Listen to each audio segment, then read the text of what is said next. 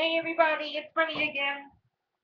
Hi. Okay, I'm back. Got my little bench over here so I can sit down and talk to you guys and tell you what I want to do. So I got my onion, got about 3 cloves of garlic right here. I'm gonna go and pound up, and I'm gonna show you all this. I got some carrots that you can see right laying here. I use. I'm gonna see. I have laying out 2, 4, 6 of them, and of course I got my celery laying out here. I'm gonna be doing chopping them up too. So I already have one bay leaf in.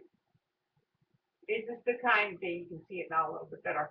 It's right, and I'll put that in there, and it's really gonna give it a good flavor. I don't know how else to explain it. So let me go and get going on this one. The easiest way I like to chop my onion, and I'm not fancy like they're on TV. I have my trash right next to me over here. That's why I probably love cooking, you guys. I enjoy it so much. And you just go and take the outside off, out. And then basically rough chop it. They don't need to be very small because they're going to go in there and they're going to be cooking for a long time. See, a nice rough chop. Can you see it? Yeah, you can see it. Okay, that's going to go in. Now I might have to take a little bit of water out, what I put in earlier.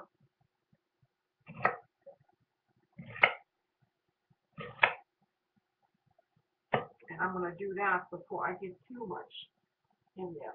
We're going to put the onions in. And for that, I think I'm going to use my trusted turkey baster that you are, my Canadian friends are using today, for sure. And I'm just going to go and get me a bowl.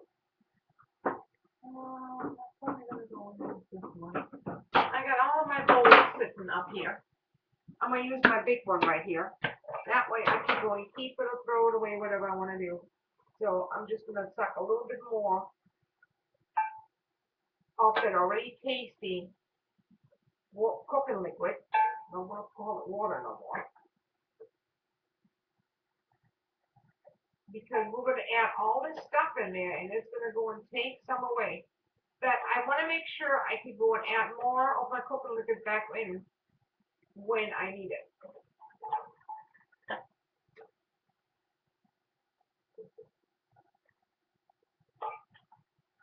Just about there.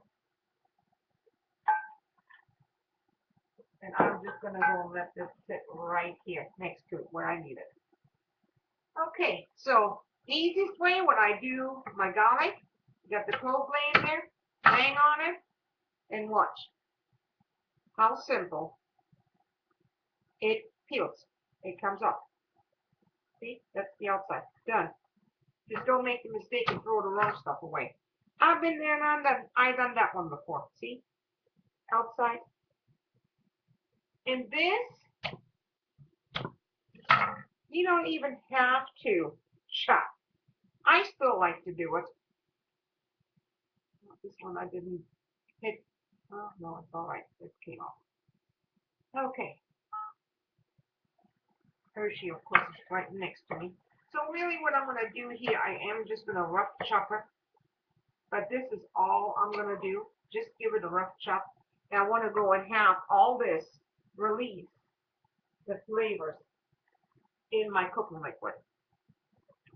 Let me get my, when I find it.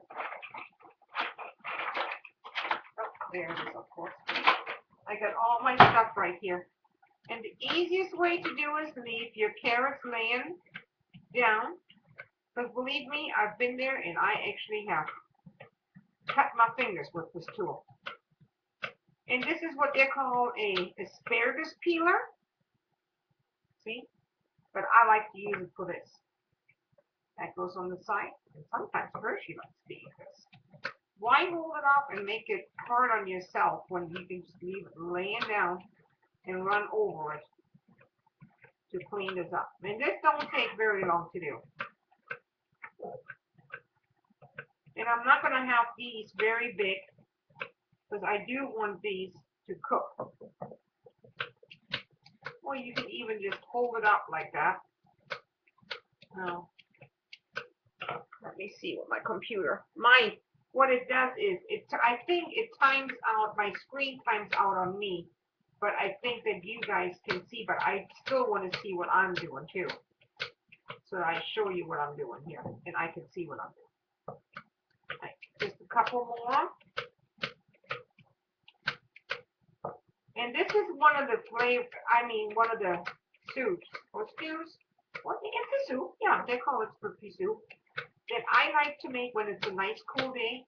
And today is our first cool day that we have in here. It basically barely got over 80. I don't know what's in Celsius. I couldn't even tell you right now. Probably at least 20 or less, I would say. The sun is out, but it's getting so nice and cool in the evening now. And the slow cooker does not heat my whole kitchen up, which I really prefer. So there's my carrots done. But in Germany, we love this, to eat this. Oh, when it's foggy outside. Oh, I remember the foggy days in Germany. All right, so the basic thing we have to do now is just cut the ends off.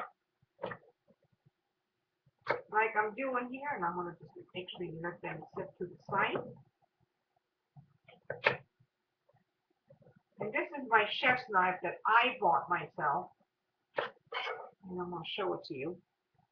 That cost me $125. But you know what? I have had it now for 10 years. I have my own sharpener right here. My steel stick. And I'll tell you what, I'll never have another one. That's all I need. And now, really, just chop them to the size that you want them. They don't need to be in any particular direction, because once these get soft and they're cooked, but you kind of see what I do is you hold your fingers in. You don't want to cut yourself. And there goes my carrot then. And I really go by how I want it to be tasting. But normally about what I'm putting in here on the amount that I'm doing is actually not a bad idea at all. And then really, simple. On these, I like to, even though they've been cleaned the way I buy them, just chop. And I like a good celery flavor. Love my celery. I eat it with peanut butter. Now, I'm not going to put in, and I'll show you that in just a second here, my split peas yet. Because I want these to be cooking. Oh, how good is that going to be? I actually need to take a little bit more fine cooking liquid out. I can tell it's getting too full of this. But I'm going to keep it, like I said, because when I do put in my split peas, that's good enough. That's basically to the right. Here's my split peas. I got 1.5 pounds, and I get it from bulk from Winkle. That's one of ours that we go on. And then for later on, I have green onions right here. And we're going to have croutons, and we're going to have the ham. It's going to be so good. So the only thing I will have to do is just let that sit in there, and that's going to come up to a really nice high heat. Oh, found another one. Whoop, right in there. Oh, let me sit down. Okay. That's all we have to do for right now. Now it's been in there since what? I've been working on it since 11. So it's been working since I had it on high heat already at that time. But I have cool water in there. So now I'm just going to let this sit till about probably 3 o'clock. And then I'm going to go in and add my split peas.